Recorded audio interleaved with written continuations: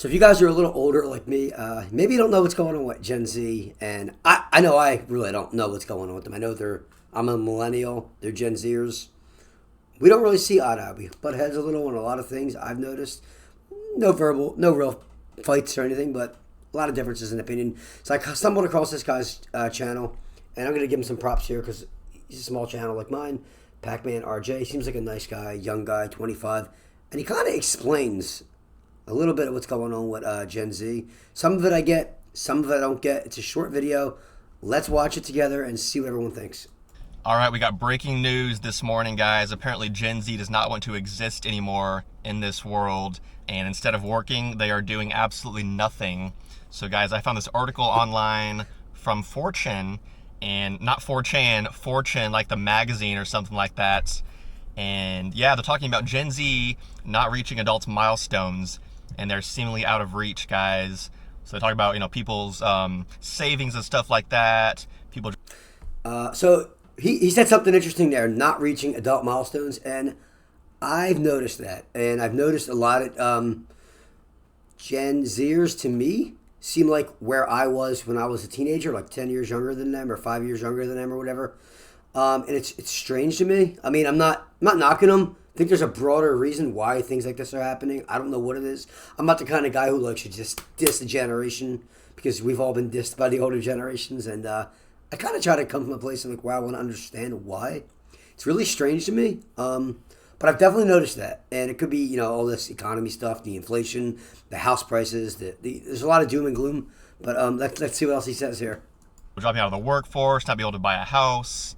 And guys, I'm drinking a $7 cloudy macchiato right now. Very delicious, actually. But this is the reason why I can't afford anything and why I cannot buy a house or pay my rent. I mean, bro, if that's true, like, I don't know if that's true or you're joking. If that's true, you just have to reevaluate things. Come on, man. I mean, if you want to be stuck living with your parents every day so you can have a macchiato, I mean, good for you. I know he's 25. I watched the video. Once you get like to 30, 35, I mean, you got to keep drinking macchiatos and live with your parents. I mean, are your parents going to throw you out? It's okay to have a nice coffee. You can the coffee makers they got nowadays available. You can make anything at home now anyway. So why even?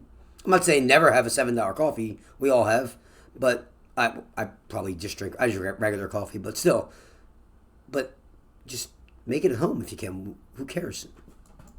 But honestly, guys, they try to think of reasons why this is happening across the world, and mental. I mean, is this an American problem or is it a worldwide problem? I don't know. That's a good point. I'm not really sure. I mean, maybe it's like a first world kind of problem. Health, stuff like that, inflation. But guys, I think a lot of it is just breakdown of social cohesion, breakdown of families.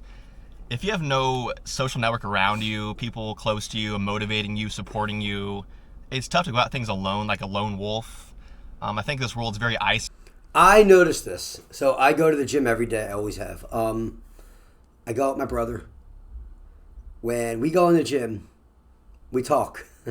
People do that, right? Everyone else in that, and this is not just the younger generations, it's a lot of the older generations too. I mean, everyone has AirPods in or some kind of headphones on. Everyone. And that's fine because I get it if you're by yourself at the gym, whatever. I totally get it.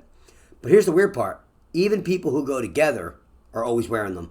Besides like us and maybe one or two other. And I don't understand that. Like I would think that would be something you would do when you're by yourself. But when you're with someone, you would just like talk to them. So I mean, maybe there is a breakdown on social like skills and people networking, and I don't know about the family part. Maybe the families are breaking down too. I don't know that's they've always that's always been a thing. So I don't know if that's new. Isolated, starting a career, buying a house by yourself. You think about it, it's like, what is the point? What is the pot of gold at the end of the rainbow? If you don't plan on getting married, don't plan on having kids, what are you really working towards? I guess early retirement for your. Now here's the thing. All right, so since I was a kid, I mean, probably before, I'm sure. I'm 42. People have always said, I said it in my 20s, like, I'm not getting married, I'm not having kids. That's just a young thing. So, I mean, I don't know if he's just making excuses, and a lot of people are making excuses, or maybe they convince themselves that they're not doing any of these things. A large portion of them probably will eventually, a very large portion, unless our country is just going to like collapse inward with no kids. I mean, I know we have a problem with people not having kids, but a lot of them are still going to have kids, and I don't think people should plan on in their 20s not having kids, not getting married, like doing nothing, hitting no milestone. I'm not saying you have to get married if you have kids. Of course, you do what you want. But, these things are, you learn these things with time. You just learn them with time. But really this world has become very isolated. People are kind of doing their own thing, and they're realizing True. And they're realizing that's not always the best way to go. And I'm not saying get married at 22, definitely not. Guys, I'm 25. I have like no experience in that stuff. I'm not going to get married in the next 5 years at least. But I think definitely you said you weren't getting married ever. Having a structure around you of people like you did. Improves these problems a lot. Okay, in my situation, I am very isolated here. I moved back home with my parents recently, and yes, it is very lonely sometimes, no one around my age. And then the article continues here. Even those Gen Z who do want to work don't want a hard career. Instead, many Gen Zers are eyeing up easygoing jobs that don't require regular overtime, antisocial working hours, or substantial responsibilities like managing a large team. Wait. All right, first one, working substantial overtime. I get that. I get it. You're young, you want to go out and have fun. But you just says antisocial hours, but you said you're all lone wolves and you have all these social. So that, to me, that's conflict. I don't know. I don't agree. You can't say you have no social thing going on here, and then you don't want a job, or people don't want a job. Maybe you're speaking for you, and the rest of the Gen Zers really don't have that problem. Maybe you're just a lone wolf, as you call it, and other people really are social. I mean, in the gym, they're not social. And then the other one, managing a large team. I mean, most Gen Zers, if you're young in your 20s, I doubt you're going to be put in a position that young to manage a large team. I mean, that's just going to be older people who work their way up. So I don't know if any of that's real. Sometimes, maybe like in Silicon Valley, maybe a Gen Zers or some startup, they're managing. Most positions, Gen Zers are not going to be managing large teams. It's a skill that takes time. So, I mean, it is what it is. So I agree with this one as well. I mean, what is the benefit to taking on more work for like just a slightly amount of bigger pay, I think people want kind of an easy life right now. I think the bare minimum is popular right now. If you don't see a reason to do more than that, you don't need 6 figures. Why would you do that? Why would you put on more work for yourself if you don't think you need that much money, really? I mean, if you can buy a $50K a year, go home, watch your YouTube, TikTok, whatever. Here's the flaw, okay? $50K a year for 25 is probably not too bad, actually. But if you can get by on $50K a year, go home, watch your YouTube, TikTok, whatever, totally respectful. No problem with that. But here's my problem. Whose home are you going to?